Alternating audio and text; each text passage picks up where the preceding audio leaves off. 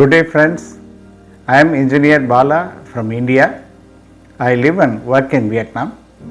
I have been sharing my professional and personal experiences in steel building industry.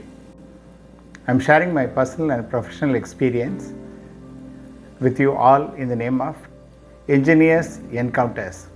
Today, let us see Chapter 3, Engineers Encounters Chapter 3, Dammam Days. Engineer Bala from Vietnam. In 1990s, there was a craze to go to Gulf countries to earn one's fortune.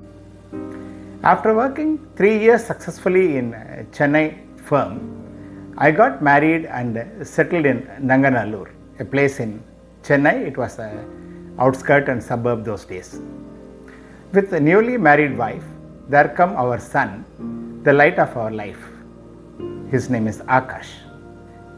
It was the time you pay rent for a house, and if you are willing to pay double the amount, you can own an apartment in Chennai. The financial decisions get always supported by friends and relatives around you anytime. My apartment was realized in no time. Also, I became the model for the builder. My photo came in the Hindu newspaper as a proud owner of a so-and-so builder. It also leads to some derogatory remark or comment from one of our senior officers in our company. Anything you do in life, there is always someone willing to praise or appreciate it and someone that is willing to criticize it. That's life. The EMI requirement put a positive pressure on me to searching for lucrative avenues for avalanche outside India. By chance, I came across a schoolmate in my neighborhood. He was serving a prestigious air-conditioned company in Saudi Arabia. I came across another Malayali friend in the steel division of the same group of companies who happened to live in our compound in Nanganallur also. I had a habit of spending time in libraries since my school days. In my office library, I read a book about Saudi Arabia, and the Saudi Arabian found fortune called black gold, the petroleum crude oil, which transformed the people in 1960s from mud house owners to millionaires. The Arabic hospitality was very well known. If they have guests, in no time they cut the camel and make the camel biryani for them. And once they run out of camels, it was allowed for them to go and capture the camels from the neighbors and bring it and add it to their inventory those days. But currently, as per the rules and the modern era doesn't allow that one, so they still have the hospitality, but they cannot replenish their camels. This is what I read in the book. I was really fascinated. I wanted to go and see what is Saudi Arabia, where is it, and other things.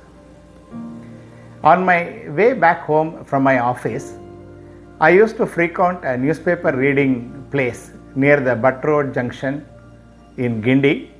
There I saw the advertisement for design engineer requirement for a famous steel company in the eastern province of Saudi Arabia. They say, the universe conspires to make you realize your dreams.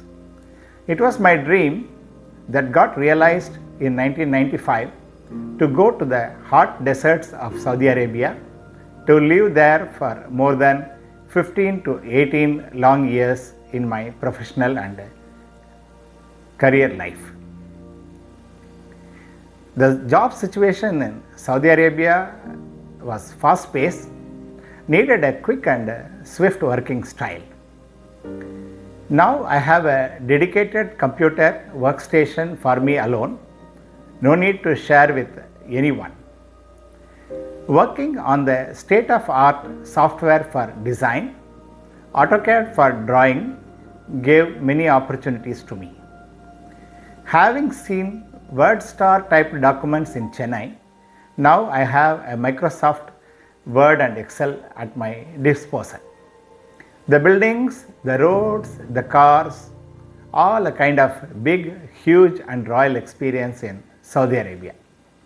Also, there came the threats equally in the form of harsh weather, close to 50-degree centigrade temperature, high humidity in the month of August, plus constant insecurity in job and many cultural related compromises to make. You need to be a multitasking person, taking care of all your requirements. You become one-man army. You are your own driver, assistant, and the economic freedom motivated me to work long hours relentlessly. I could offer some luxuries and comforts to my family like the car, the air conditioner at home. I could afford to keep my family with me thanks to my engineer's visa in Saudi Arabia. I had made a lot of friends across the religious, national and international boundaries. Internet was the in thing in 1990s. We had a shared dial-up connection through the landline telephone with a snail speed data connection as per the current standards if we compare. Many of my colleagues were mostly Indians and Filipinos. All higher positions were reserved for Arabs. Please note, I said Arabs, not Saudis. Arabs like Lebanese, Syrian, Jordanian. With an exception, our engineering manager was an Arab, but he belonged to Qatif and he belonged to the minority of Shias. Saudi Arabia was famous for 3 C's those days: the coach, the sofa at home, the car of your own, and the cash from your works with good exchange value of Saudi Riyal to Indian rupee those days. Our food was not an issue. Plenty of Indian restaurants and Indian food was always available at a premium price though. The cost of living in Dammam was very reasonable those days. But if you start converting your expenses from Saudi Riyals to Indian rupee, you will have nightmare and you will lose your peace of mind. So, like they say, be a Roman in Rome, be a Saudi in Saudi Arabia, and try to live the life peacefully, even though you can save a lot. I was an engineer, I was a design engineer in the back office, same like someone serving in the kitchen of a restaurant. Later, I had chance to interact with the suppliers for some special buyout items, started communicating more and more with people outside the company. With your family and children around, you eventually get introduction to fellow Indian families through your spouse and children connection, isn't it? On such a party, one evening, a gentleman from Himachal Pradesh settled in Mumbai I came across. It was our style always to keep a grumpy face and keep complaining about weather, the work pressure and the office politics. That was normal. Surprisingly, this gentleman was carrying a cheerful outlook. He asked me, "Bala, what if you fly to any country in the world and you have at least 20 friends of you waiting there in the airport to welcome you?" That was really fascinating. I joined the Toastmasters International Forum by that pleasant marketing talk from Sanjay. Toastmaster Sanjay, now he is a distinguished Toastmaster. We used to call him as a DTM Sanjay. The company you work has limited positions. They pay you well, but they have limited opportunities for career growth in the pyramid with steep ladders. It's more a kind of a horizontal organization that verticals with leadership ladders are limited. Toastmasters International gave me plenty of role-playing opportunities, presidentships, governorships. I was able to discover the humorous and emotional speaker in me. Many stages among with the elite enterprising individuals coming from various fields of business were shared by me when I lived in Dammam in those glorious years. By the time my kids had almost completed their schooling in Saudi Arabia in the International Indian School Dammam, they were getting ready to join the college education in India.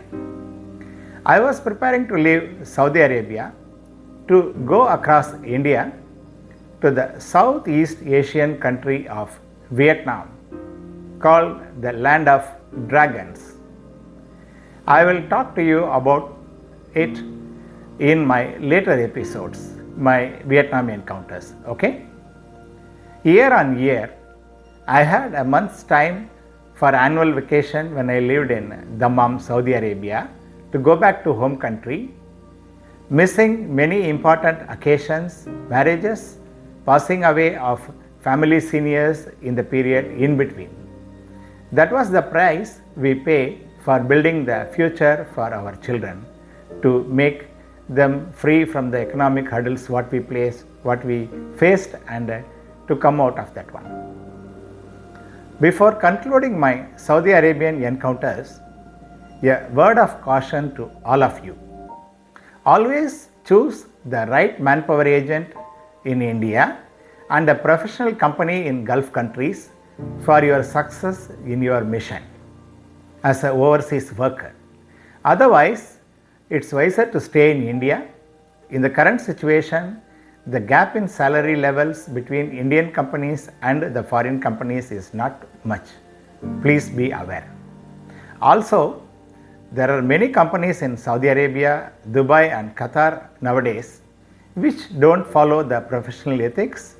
They keep delaying salaries month on month. 2 months to 3 months delay in salary is very common. About this I will talk after I complete my Vietnam episodes, when I talk about my second innings in Saudi Arabia in the year 2015. Okay? Engineers encounters will continue. Thanks for listening to me. Friends, have a great time.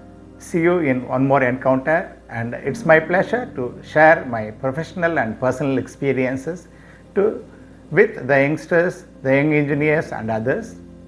See you once again. Bye bye.